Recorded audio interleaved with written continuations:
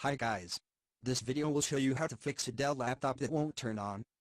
When your Dell laptop won't turn on or fails to boot up, it could be a hardware problem or a software issue. Whichever you're experiencing, here's how to get your Dell PC in working order again. First, make sure your laptop is in a properly ventilated place, and nothing is blocking the vents. Step 1. Disconnect the AC adapter or power cord. Step 2. Remove the battery.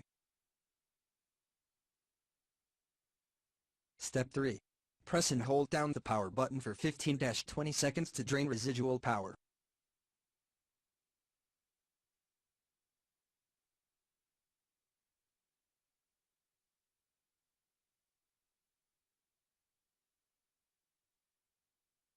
Step 4. Reconnect the AC adapter and the battery. Try to turn on your Dell laptop. If the residual power was causing the problem, your laptop should work like a charm now. If these steps don't help, there are other things you can check for. The power source. Try changing the power source. The power cord. Try your cords in another device, or try another device's cord in your laptop. Try changing the battery. If the battery was causing the problem, your PC should work properly now. Thanks for watching this video. Hi guys. This video